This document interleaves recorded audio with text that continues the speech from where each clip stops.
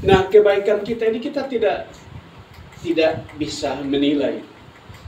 Hanya Tuhan yang menilai kita gitu. Kita pantas dipilihnya. Kenapa bukan orang lain yang di luar sana yang dipilih? Kenapa saya? Ya Maldes ya. Kenapa Maldes yang dipilih? Ratna, Ribka, dan semuanya. Ya. Tanya pada Tuhan, kenapa saya yang dipilih Tuhan? Kenapa bukan orang lain?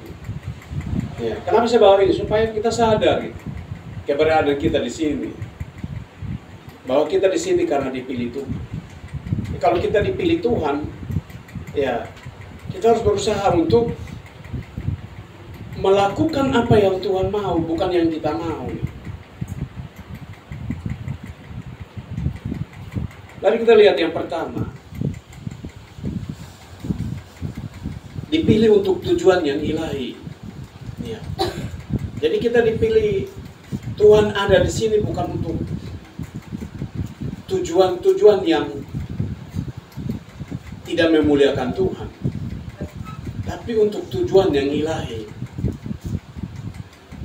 Tuhan memisahkan kita dari keluarga kita. Ini kan perantau semua ya. Ya, kecuali Ratna yang dekat di sini. Tapi kita dipisahkan dari keluarga kita. Ada maksud dan tujuan ilahi yang Tuhan ingin nyatakan dalam hidup kita semua.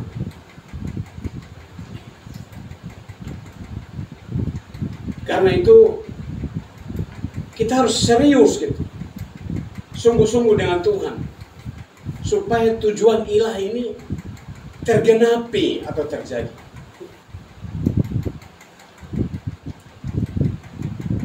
Jadi kadang-kadang bukan Tuhan yang gagal, tapi kadang kita yang menggagalkan tujuan ilahi yang telah dirancang oleh Tuhan. Kita lihat Efesus 1 ayat yang keempat. Sebab di dalam Dia Allah telah memilih kita sebelum dunia dijadikan, supaya kita kudus dan tak bercacat di hadapan-Nya. Ini luar biasa. Sebelum dunia dijadikan, sebenarnya kita sudah dipilih oleh Tuhan. Walaupun kita baru lahir tahun-tahun kemarin. Tapi Paulus menulis ini, sebelum dunia dijadikan, sebenarnya kita sudah dipilih oleh Tuhan. Coba renungkan, kelebihan kita di mana, hebatnya kita di mana, sehingga bisa dipilih oleh Tuhan.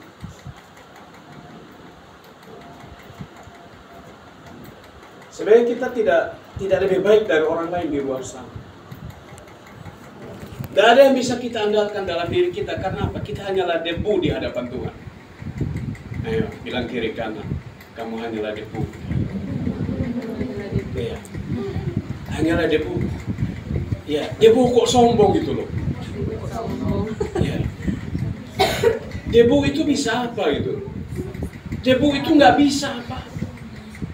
Sadar kita hanyalah debu di hadapan Tuhan. Ya. Sadar bahwa kita hanyalah debu di hadapan Tuhan. Debu nggak bisa buat apa, berarti apa-apa. Ya, jadi pagi ini kalian sudah saling mengingatkan bahwa kalian hanyalah debu. Nanti keluar dari sini, tolong ingatkan lagi. Ingat, kamu hanyalah debu.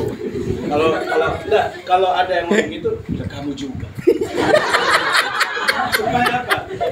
Ya, kalau begitu kita semua hanyalah debu.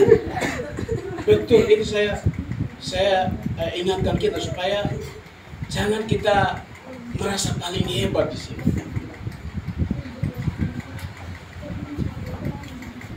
Jadi tadi sadar diri kita memang istimewa. Kita orang pilihan Tuhan. Tapi di hadapan Tuhan ingat bahwa kita hanyalah debu di hadapan Tuhan.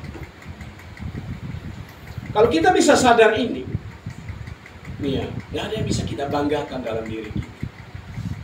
Gak ada yang bisa kita banggakan dalam diri kita. Kecuali kita mau merendahkan diri di hadapan Tuhan. Sebelum dunia dijadikan, kita sudah dipilih oleh Tuhan. Supaya apa? Kita kudus dan tak bercacat di hadapan. Di sini tempatnya. Di sini tempatnya, saudara. Kita digembleng.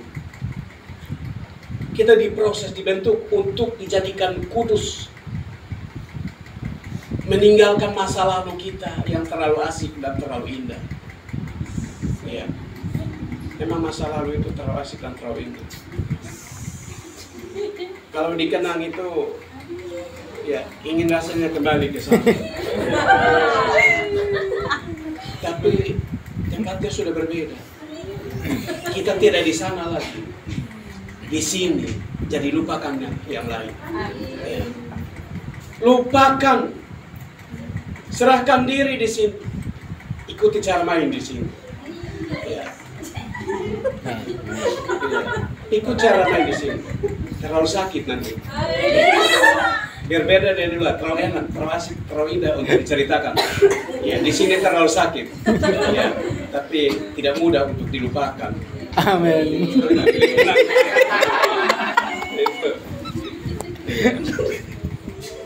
Dibentuk di sini.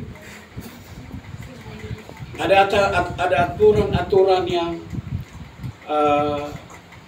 memainkan peran, membentuk hati kita, membentuk isi kepala kita yang kacau di luar, supaya diperbaiki di sini jadi tidak kacau.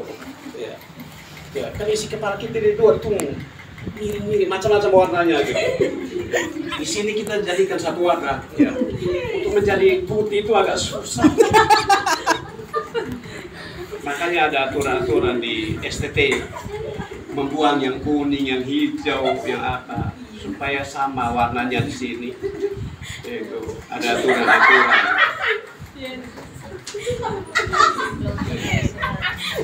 Berharap ke depan ini akan lebih baik. Sadar bahwa debu nggak bisa berontak. Debu itu hanya nurut saja. Kalau ada yang berontak itu berarti dia lagi tidak sadari bahwa dia adalah debu. Untuk hidup dibentuk jadi pribadi yang kudus, yang berkenan, itu tidak enak, sakit, ya. Tetapi kalau itu dijalani luar biasa. Kita lihat Yeremia 1 ayat yang kelima. Yeremia 1 ayat yang kelima. Sebelum aku membentuk engkau dalam rahim ibumu, aku telah mengenal engkau. Ya. Sebelum kita dibentuk dalam rahim ibu kita, Tuhan sudah mengenal kita semua. Tuhan sudah mengenal kita.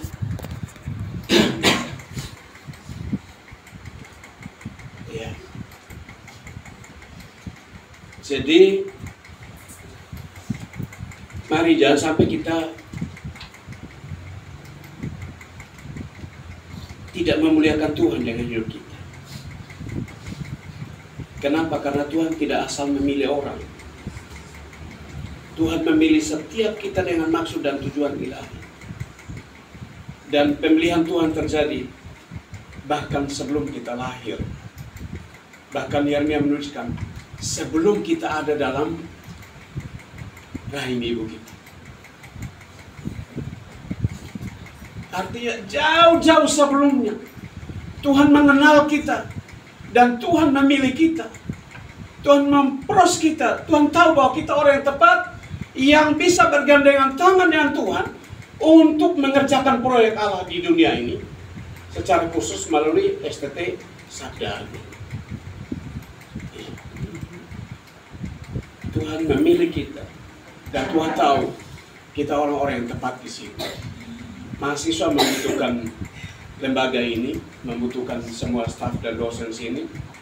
Semua staf dan dosen sini, lembaga ini juga membutuhkan mahasiswa. Kita saling mengisi, kita saling melengkapi. Ya, masing-masing kita kerjakan apa yang menjadi bagian kita. Jangan mahasiswa coba-coba untuk mengerjakan bagiannya, staf dan dosen, kecuali dipercayakan. Ya.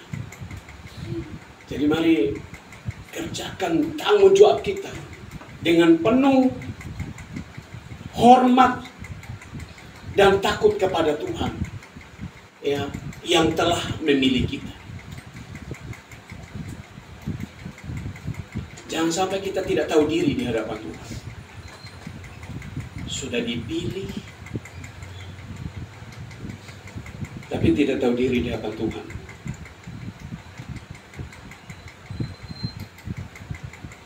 Yang kedua, dipanggil untuk menjawab kehendaknya. 2 Timotius 1 ayat 9, Dialah yang menyelamatkan kita dan memanggil kita dengan panggilan kudus. Jadi Tuhan memanggil kita untuk menjawab kehendak-Nya. Kehendak Tuhan adalah apa? Memuliakan Tuhan melalui hidup kita. Memuliakan Tuhan melalui segala aktivitas kita. Memuliakan Tuhan melalui pelayanan kita. Bertanya pada diri kita, apakah yang kita lakukan ini sudah memuliakan Tuhan? Kalau belum, ya koreksi diri, minta ampun di hadapan Tuhan. Berdoa supaya Roh Kudus membimbing, mengarahkan, supaya kita pada relnya Tuhan, jalur yang Tuhan kehendaki, memuliakan Tuhan dengan segala aktivitas yang kita kerjakan. Segala sesuatu yang kita lakukan, baik perkataan kita maupun perbuatan kita, kita lakukan semua, ya, dalam nama Tuhan Yesus. Dengan penuh ucapan syukur, tidak bersungut-sungut. Lakukan dengan tulus hati. Dan kalau bisa, ya, jawab Tuhan seperti Yesaya. Ini aku. Utuslah aku. Ini aku. Pakailah aku.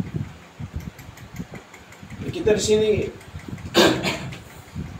dibentuk, diproses, dipersiapkan untuk menjadi alat yang indah di tangan. Dan kita digambarkan seperti toa yang ada di musola. Kalau tidak digunakan, dia tetap menjadi toa yang tergantung di situ. Nggak ada fungsinya, betul nggak? Ya, toa itu kalau nggak digunakan, nggak ada fungsinya sama sekali. Tapi begitu digunakan oleh orang, langsung suaranya tembus ke sini. Kita juga bisa langsung berhenti, misalnya lagi mengajar atau apa, ya itu. Kalau digunakan oleh orang, ya sama dengan kita. Kita hanyalah toa-toa di hadapan Tuhan. Kalau Tuhan tidak pakai kita, kita sama dengan toa yang tidak berfungsi sekarang. Tapi kalau Tuhan pakai kita, ya kita akan berteriak-teriak, kita akan tunjukkan, kita akan tunjukkan performa kita. Gitu. Dan orang lain akan melihat toa itu bunyinya keras sekali. Ya, dia akan melihat Mades luar biasa, Ratna luar biasa, Ripka luar biasa gitu. Karena ada Kristus di dalam kita. Ya, Tuhan pakai kita gitu. Jadi jangan pernah merasa diri hebat, bisa dan mampu. Kalau Tuhan tidak pakai kita, kita juga nggak bisa apa-apa. Ingat, kita hanyalah debu. Kita hanyalah debu.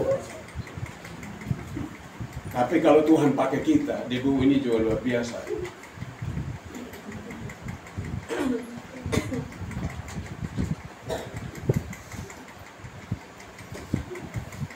Saya selalu, kalau saya berkhotbah di mana-mana, saya selalu ingat Matius 5 ayat 16. Matius 5 ayat 16. Demikianlah hendaknya terangmu bercahaya di depan orang, supaya mereka melihat perbuatanmu yang baik dan memuliakan Bapamu yang di surga. Demikianlah hendaknya terangmu bercahaya di depan orang, supaya mereka melihat perbuatanmu yang baik dan memuliakan Bapamu yang di surga. Kita semua di sini adalah garam dan terang dunia. Amin. Amin. Jadilah berkat bagi lingkungan di sekeliling kita. Ya, saya bersyukur banyak warga yang ngomong tentang sini kan depan itu bersih, gotnya bersih. Gitu. Ya. Sesuatu yang kita buat positif pasti menjadi buah bibir. Sesuatu yang negatif kita buat juga akan menjadi buah bibir. Nah, tinggal kita pilih, kita mau kembangkan yang mana, yang negatif atau yang baik. Belajarlah untuk menyapa orang. Nggak rugi kalau menyapa orang. Ya, jangan jalan lurus-lurus kayak robot lagi berjalan gitu. Nggak usah. Liriklah kiri kanan kalau jalan di perumahan itu ya, lihat kiri kanan. Siapa tahu ada anjing di sebelah situ. Siapa tahu ada anjing di situ.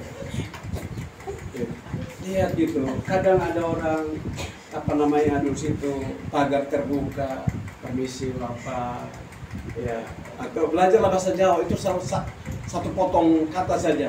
Monggo, gitu aja dia udah senang sekali gitu. Iya, monggo. Ya. Jadi biasakan menyapa orang itu tidak rugi. Walaupun dia tidak jawab, kita tidak rugi. Jadi mulai sekarang pokoknya kalau naik motor juga jangan kencang-kencang. Kalau di sini mungkin nggak apa-apa. Tapi siapa tahu juga ada tetangga yang lewat gitu. Om duluan, tante duluan gitu, pokoknya masuk.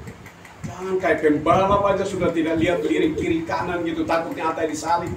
Nggak usah, apalagi kalau perumahan di gang saya itu. Gangnya terlalu kecil. Pelan-pelan aja. Ya, supaya bisa menyapa. Kita harus jadi garam dan terang. Ya, harus jadi garam terang. Demikianlah hendaknya terangmu bercahaya depan orang, supaya mereka melihat perbuatanmu yang baik dan memuliakan Bapakmu yang surga. Kata-kata kita jaga. Ya. Di sini kata-katanya harus jaga ya, supaya sesama teman di asrama itu merasa diberkati. Ya, jangan sampai kata-katanya ini calon pendeta semua, tapi kata-katanya kok kasar semua itu. Ya, marah sedikit jangan. Coba latih diri gitu dari kata-katanya. Itu. Panjang nggak apa-apa. Apa ya? Iya. Yang ketiga, ini kayaknya ada 6 ini. Ketiga, pelan-pelan aja. Iya. Diproses untuk diperlengkapi. Ya, 1 Petrus 5 ayat 10. Dan Allah akan melengkapi, meneguhkan, menguatkan dan mengokohkan kami. Ini. Allah akan melengkapi, meneguhkan, menguatkan dan mengokohkan. Ya, jadi kalau sudah ada di sini, jangan ragu dan jangan khawatir, jangan takut, jangan panik, jangan cemas, jangan bingung. Ini akhirnya semua bercampur aduk, hanya stres sendiri di sini. Nggak usah. Tuhan yang memanggil kalian, Tuhan juga bertanggung jawab. Amen. Tuhan tidak akan pernah tinggalkan. Tuhan akan melengkapi kalau kurang-kurang, meneguhkan kalau agak goyah, ya, menguatkan kalau sudah lemah, mengokohkan kalau memang sudah tambah pusing 7 keliling di sini. Ya. Tuhan tahu. Tuhan tidak pernah keliru. Dia mengerti dengan kita. Semua berserah sama Tuhan. Ya, saya bersyukur dengan lembaga ini. Ada beberapa lembaga besar di luar sana yang kaya dengan dananya, tapi ditutup. Salah satu STT Tanggi itu dulu nggak kurang-kurang, tapi ditutup. Sekarang alma mater kami, staff juga S2-nya sudah tidak jalan, tutup. S1-nya itu mahasiswanya tinggal sedikit, lagi goncang. Nah, STT Sabda Agung walaupun kayak begini, bersyukurlah dengan lembaga kita. Coba tepuk tangan dulu. Itu artinya kalian bangga dengan lembaga ini. Kalau bangga kan nggak boleh menjelek-jelekan ya. Ya, jelek-jelek rumah kita sendiri, betul nggak? Ya, jelek-jelek rumah kita. Jangan rumah kita diceritakan ke orang lain sana jelek gitu. Akhirnya apa? Nggak ada satu mahasiswa pun yang bawa mahasiswa baru semester ini. Karena apa? Nggak pernah mencintai lembaga ini. Kalau kalian mencintai lembaga ini, kalian akan menceritakan banyak hal positif di sana gitu. Maldes ya, Maldes harus kirim hasil sini. Kamu kan alumni sini, terbukti ya. Ratna juga, Ripka, ya. Semua di sini harusnya punya tanggung jawab gitu. Siapa lagi yang mau besarkan STT ini? Kalau masalah susah-susah itu di luar sana nggak lebih baik dengan di sini. Semua sekolah tinggi teologi prosesnya sama gitu. Masalah hati, ya. Masalah hati sih bukan masalah cinta, ya. Masalah hati itu Tuhan kejar hati kita. Tunduk tidak, rendah hati tidak gitu. Itu Tuhan proses dengan nanti tolong ambil harta kekayaan. Ya. Itu Tuhan proses gitu. Iya. Pegang ya, nanti jatuh. Oh. Sekarang apa yang menjadi kekurangan? Apa yang menjadi kelemahan? Apa yang menjadi? Berdoalah. Serah sama Tuhan. Tuhan pasti tolong. Tuhan pasti tolong. Kakak-kakak yang sudah duluan aja Tuhan sudah tolong. Percaya kalian juga akan ditolong. Ya kalau hari ini Denmark, Ratna, Ripka, Yudisium diutus, ya percayalah bahwa berapa waktu ke depan kalian akan menyusul. Katakan amin. Amin. Nggak boleh satupun di sini yang gagal pergi. Ya. Nggak boleh. Berjuanglah. Jangan manja di sini. Oke, jangan manja. Nah, apa kita hamba Tuhan lalu memilih Tuhan? Bukan hamba Tuhan. Di luar sana lebih parah dari di dalam sini. Ya. Ini kita bicara pengalaman. Saya sudah 25 tahun melayani. Di luar sana itu tidak gampang. Jangan manja. Sedikit-sedikit ngoceh. Ya, apalagi nanti bikin kelompok-kelompok kecil untuk ngoceh-ngoceh.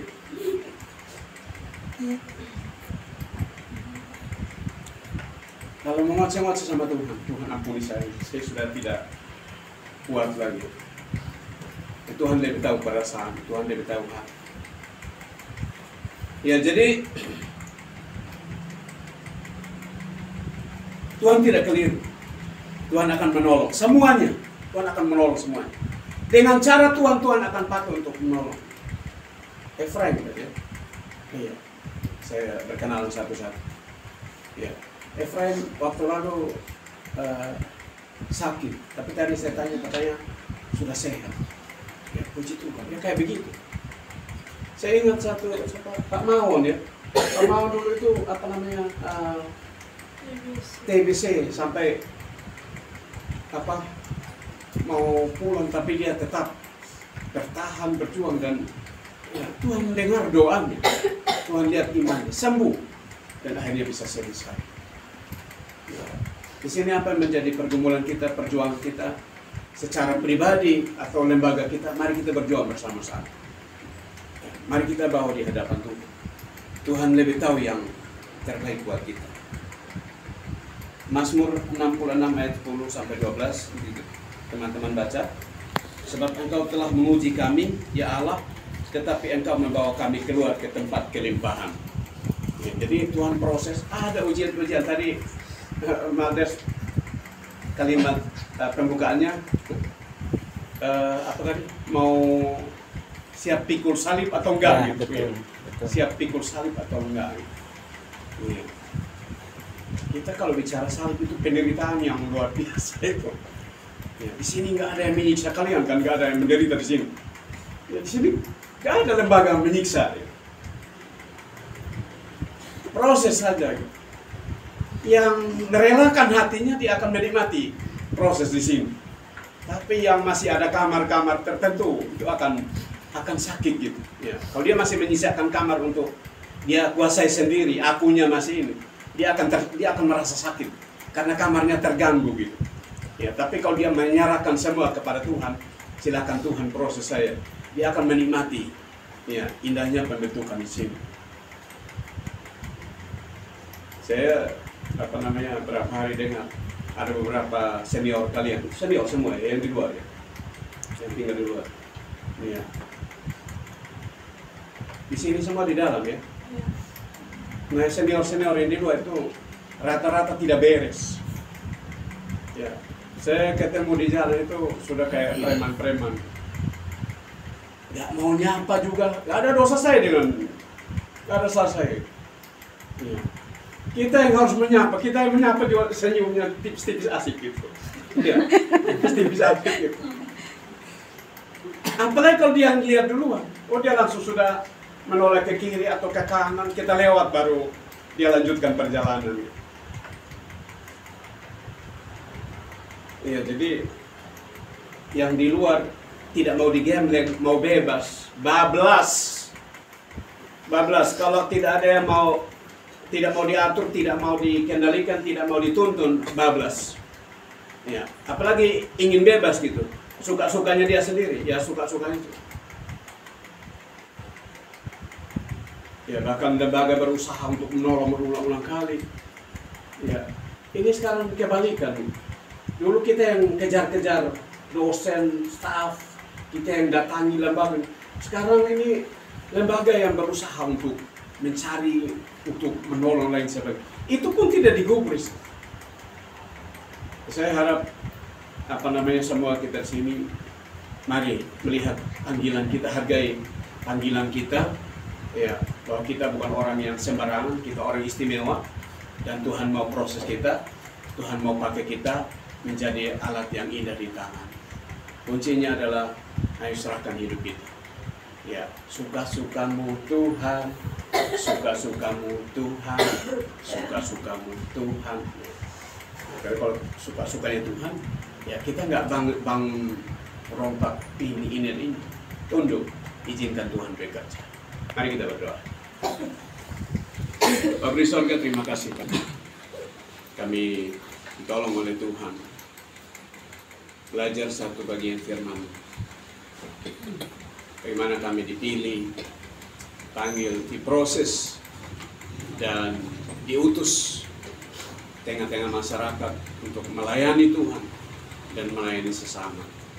Tuhan berkati semua mahasiswa, berkati semua staf, secara khusus untuk Maldes, Ratna dan Rika yang akan yudisium, juga akan pengutusan. Tuhan menolong mereka. Terima kasih Bapak. Di doa ucap syukur kami, dalam nama Yesus firman hidup kami bersyukur dan berdoa. Haleluya. Amin. Ya, saya kembalikan.